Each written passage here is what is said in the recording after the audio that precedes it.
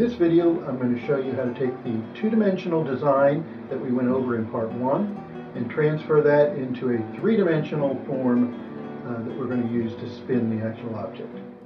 We begin the 3D design stage by selecting a block of wood. Be sure to note the dimensions of this wood, height, width, and depth, because you'll be using this block to create both halves of the vessel in this case. Sometimes I use two chucks with different shapes, but for this vessel, I will be using only one. The type of wood you use for these chucks is also important. You will need a dense wood because the chucks will come under a lot of pressure and friction in the spinning stage, which will be in part 3. I use a fairly common hardwood like maple to create my chucks. Draw a circle on the surface of the wood. The circle needs to be just a little bit larger than what the chuck will be, because as I turn it on the lathe, it'll get a little bit smaller. I use a bandsaw to then cut out a stout cylinder.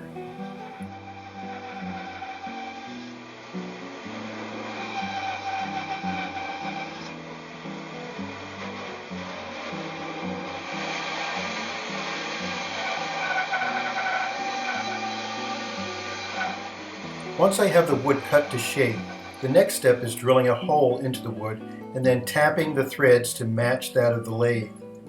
The chuck will then be able to screw onto the end of the headstock of the lathing machine.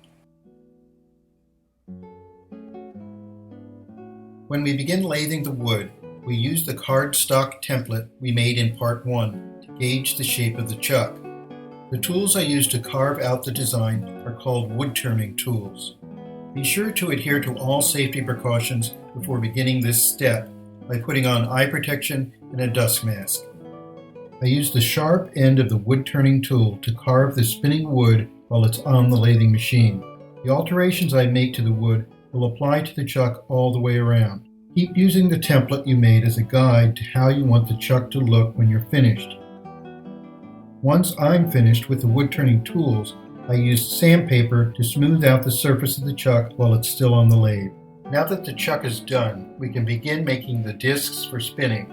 Use an 18-gauge copper sheet and table shear to cut two 5" by 5" square plates.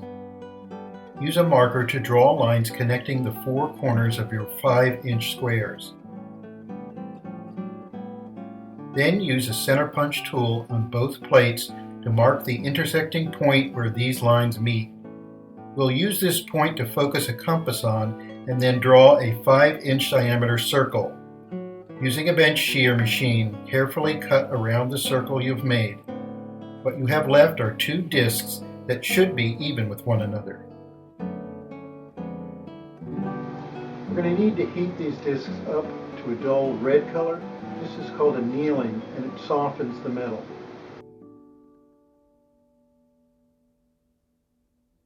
Once these are finished annealing, we put them in a vat known as pickle.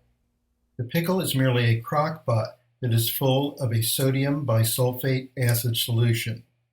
This will clean the blackened surfaces of the discs and get them ready for part 3, where we will spin these discs into the shape of the vessel.